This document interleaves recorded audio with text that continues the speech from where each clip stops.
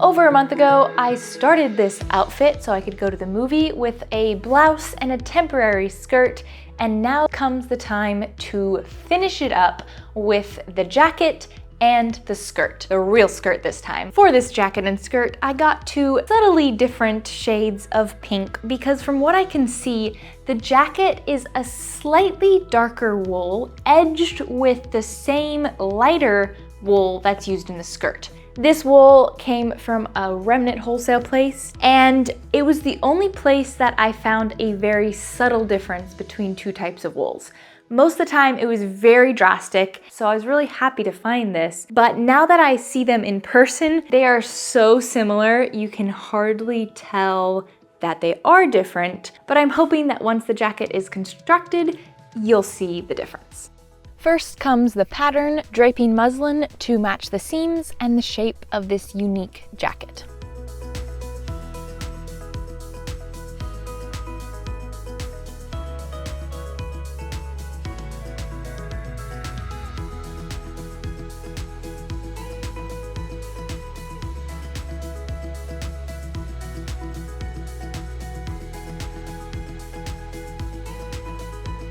This fabric was discounted due to these speckles of black plus some woven in black hairs.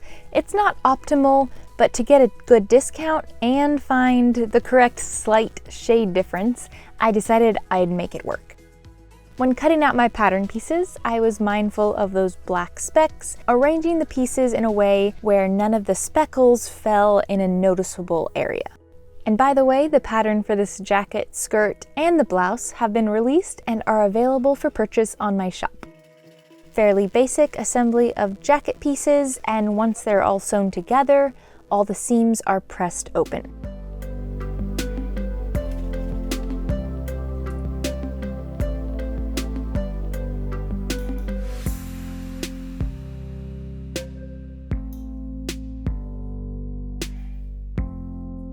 For the seams, which will be covered with trim, I trimmed the seam allowances and then stitched them down to secure them in place. At this stage, I was happy with the fit, but I did notice a few areas to smooth out, and after getting those fixed, I also realized I wanted to add a second layer to create a stiffer jacket, and that would help eliminate some wrinkles I was seeing. This one layer of wool was just a bit too lightweight. So I did have enough fabric to cut a second layer out of that same jacket fabric. This was assembled in the same way, but I trimmed and stitched all the seams open. For the trim along the side seams, bias strips are cut from the lighter colored wool. After first pressing the seam allowances in, these are placed along the seams. I chose to shape them slightly different than the actual seams in some areas just to give a better curve, but they still cover the seam underneath. Both folded edges are then secured with fell stitches. Now I am aware that I could machine sew one edge in place and then just hand sew the second edge and still achieve hidden stitches, but in wanting perfection, I know I have more control with hand sewing and keeping those placement of the strips exactly as I wanted them.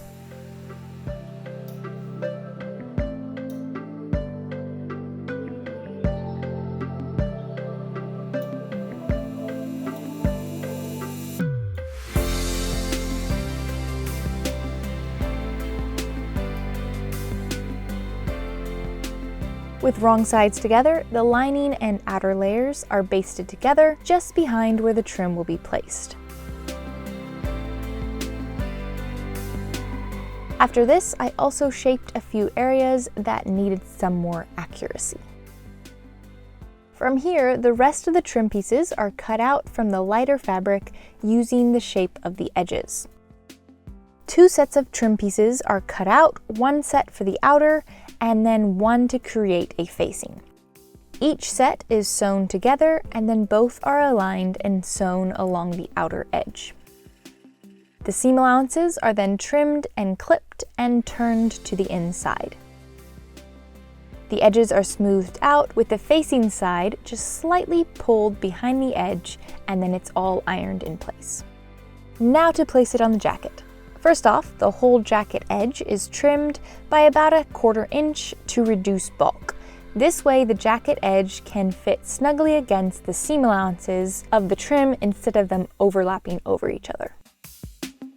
This is all securely pinned in place, and then that final raw edge on the outer side is trimmed and clipped as needed, and then is turned under to create an even width along the edge.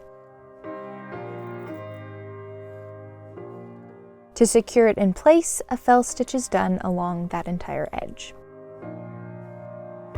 Once that outer edge is sewn in place, the jacket is turned inside out and we can deal with the second edge. This is sewn in place with a catch stitch. Lastly, this trim is pressed well to give a crisp finish.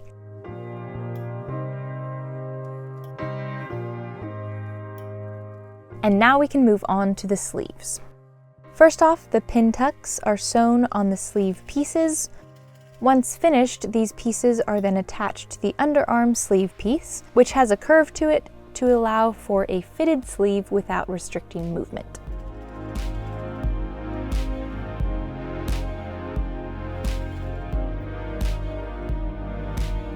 All seams are then pressed open and the final seams are sewn, the seam between the two pin-tucked sections and the top of the sleeve.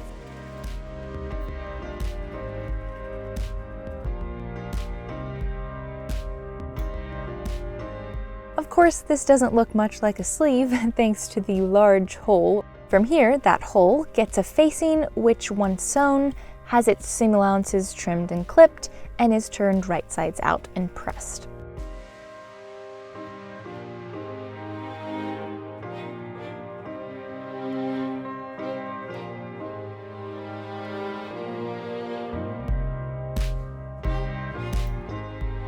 The facing edge is sewn in place with catch stitches, and to close up the hole a bit, some thick thread is used to very largely gather the edge.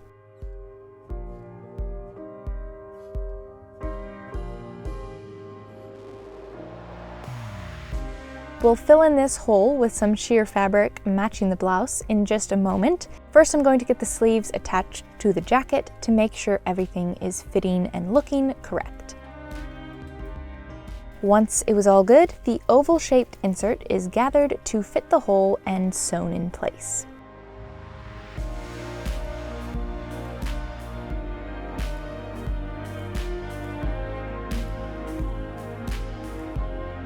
And also, the cuff is hemmed.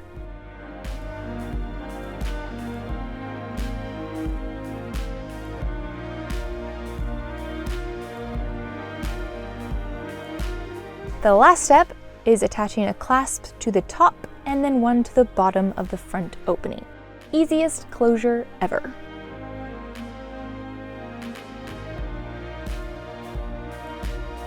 And now we can move on to the skirt. This is an 11-paneled skirt with a slightly flatter front and fuller back. So the fabric for the skirt should technically be a lighter weight wool compared to the jacket fabric and compared to what I'm using. And that would achieve the softer drape that Glinda's has. Now, interesting thing is, there's some photos where it's a very loosely falling skirt, but then in some promo photos, it appears to have a slightly thicker drape. I don't know if that's photo editing or not, but there could be separate skirts with different fabric drapes going on. But anyway, in choosing fabrics, I leaned towards having the correct shade difference between the skirt trim and jacket. I had to give something up because perfect fabric is not attainable. Pulling out the previously made skirt, quote unquote, the zipper is taken out and the extra length is trimmed off. As a reminder, I made this skirt very quickly in order to have it in time to wear to the movie, and I knew it would eventually become the skirt lining. And since I already had it nicely hemmed, I chose to shorten it from the waist and then narrow down each panel to create the correct waist measurement.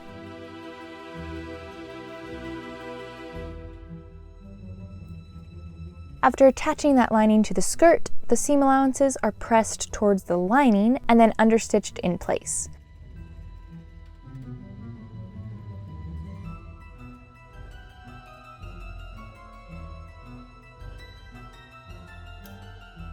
From here, I also catch stitched them in place and did a quick hand sewn line of technically understitching, to make sure the lining wouldn't ride up and become visible at the waist. I could have easily done a facing along this waist to eliminate all those steps, but I didn't want the extra bulk of another layer of wool. Now it's time for a hem. The skirt is trimmed to the desired length, which was a little bit shorter than what my skirt lining skirt ended up being. For the hem, bias strips of the lining fabric are cut and sewn to the edge. Once turned over and hand sewn in place, a smooth, invisible hem is achieved.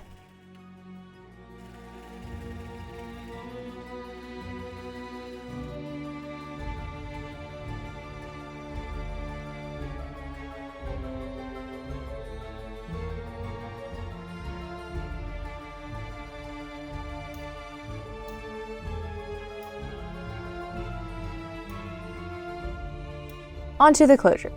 The fly is created with a piece of wool backed with lining. This is sewn to the right edge of the skirt, sandwiched in between the skirt and lining, turned right sides together, and then once sewn and turned out, all the seam allowances are now hidden between the skirt and lining.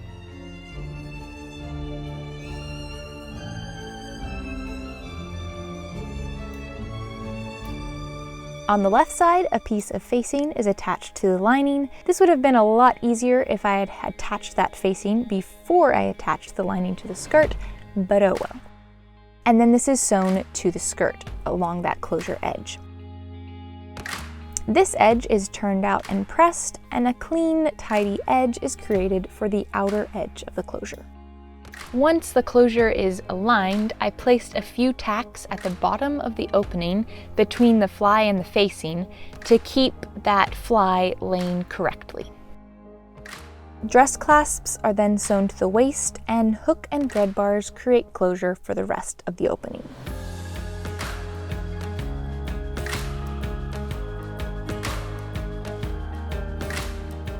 With that, this Glinda traveling outfit is complete.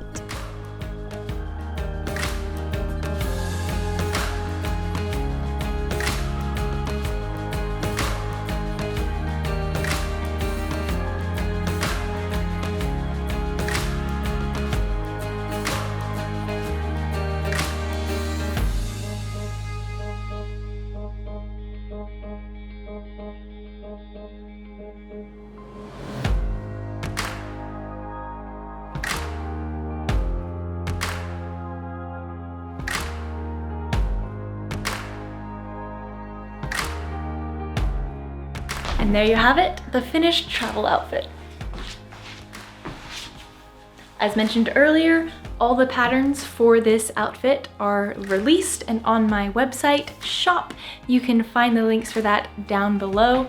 As always, thank you for watching, and a huge thank you to my patrons, YouTube members, and Instagram subscribers for their continued support.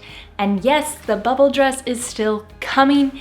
It's just a very lengthy process, and I'm going to spread it out over the next several months, and that means videos will be spaced out as well. But if you want to be among the first to hear those updates, you can go over to Patreon, and there is a one-time purchase collection, which you will just pay once and get all the updates for the Glinda bubble dress over the next several months as I make them. So if that sounds interesting to you, to see some behind the scenes content and early updates, you can find the link for that down below. And with that, go out there and learn, create, and inspire. Maybe raise your eyebrows and flip your hair.